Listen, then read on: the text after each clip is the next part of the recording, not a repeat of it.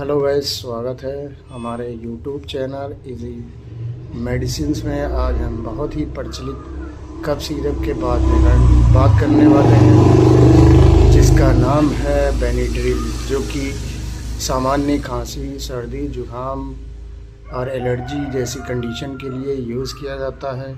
आइए हम इसके कुछ यूजेस और साइड इफ़ेक्ट के बारे में बात करते हैं। पहले यूजेस के बारे में बात करते हैं। इस दवा को हम खांसी, सूखी खांसी, एलर्जी, नाक बहना, नाकों से पानी आना, गले में ख़राश होना, गले में जलन पड़ना, गले में इन्फेक्शन होना, सर्दी, जुकाम या शरीर में कहीं चकत्ते निकलना, इन सब चीज़ों के लिए इसका बहुत ही अच्छा उपयोग किया जाता है। इस दवा को आप डॉक्टर की सलाह और कई समय पर लेना चाहिए।